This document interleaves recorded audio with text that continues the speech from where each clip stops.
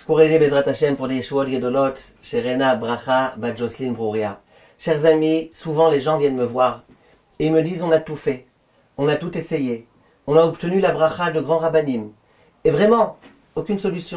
On a un problème, on a un souci, on a quelque chose. On a fait tout ce qu'on pouvait. Aucune solution. Quelle est la solution? L'ultime solution. La solution quand vraiment, il n'y a rien qui fonctionne. Vient le Rav Bnei Issachar dans Igra de Pirka Kavdalet, qui était l'un des très très grands rabbanim de la Chassidoute. Un très très grand kabbaliste. Et il dit, je vous lis dans ces mots. Amar Arav Akadosh, Amagid Rabbi Yechiel Michal Mizeltchov, Zecher Tzadik Livracha. Il dit au nom de ce grand Rav-là. Kshitztarech Adam Lifol Inyan Shelo Kateva. Quand l'homme il a besoin de quelque chose qui est au-delà de la nature, qui dépasse les lois de la nature. Il a besoin d'un miracle littéralement. Dehainu, Imu Beteva Enomolid. Par exemple, si de façon naturelle, il ne peut pas avoir d'enfant, tous les médecins ils se sont découragés, ils ont dit il n'y a plus aucune chance. Yase mitzvah gdola shelo keteva, veifol lemala minateva. Qu'il accomplisse une mitzvah, gdola, grande mitzvah, shelo keteva, de façon vraiment surnaturelle.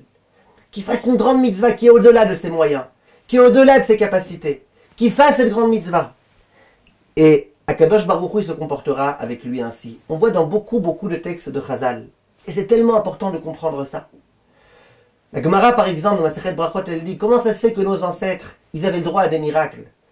Des miracles patents, visibles. Il dit parce qu'ils faisaient Messirut Nefesh.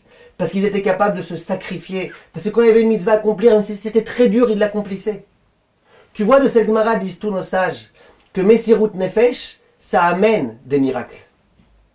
Et Chachamim, ils expliquent. Ils disent, quand toi, tu te comportes selon les lois de la nature. Ah, je suis fatigué, maintenant je peux pas, mais voilà, c'est la nature, hein, je suis fatigué, je suis un peu malade, j'ai le droit de ne pas faire. Alors Hachem aussi se comporte avec toi selon les lois de la nature. Mida keneged mida, mesure pour mesure.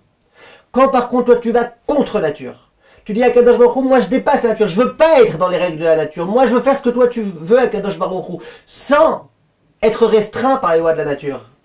Mida keneged mida, mesure pour mesure, Hachem dit, mais moi aussi je me comporterai avec toi.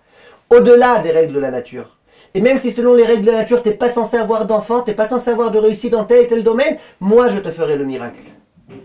Et Chachamim, ils disent que ça c'est vrai concernant les grandes mitzvot. C'est vrai aussi concernant tout comportement positif. Tout comportement positif, c'est la même chose. Tu n'as pas envie de parler à ta belle-mère, elle t'a fait du mal. Vraiment, elle t'a fait du mal. Mais tu sais que maintenant, la volonté d'Akadosh Baruch Hu, c'est malgré tout d'aller lui offrir un bouquet de fleurs, de lui préparer un gâteau ou de passer Shabbat chez elle parce que c'est les Shabbat Brachot de quelqu'un. Tu sais que c'est la volonté d'Akadosh Baruch Hu. Attention, je parle pas d'un cas où tu penses que Hachem il veut pas. Ou Hachem il veut que tu prennes des distances. Je parle d'un cas où tu sais que c'est ce qu'Hachem il veut. Mais toi, c'est trop dur pour toi. Trop dur de rabaisser ton ego. C'est presque impossible. Ça serait surnaturel d'exiger ça de toi. Si malgré tout tu le fais, si malgré tout tu fais cet effort-là, eh ben tu verras combien Akadosh Baruch Hu, lui aussi, il fera des miracles avec toi, Bezrat Hashem. Kol Tov, mes chers amis, diffuser ce conseil, c'est la grande ségoula, Bezrat Hashem. Quand rien n'a marché, ça marche.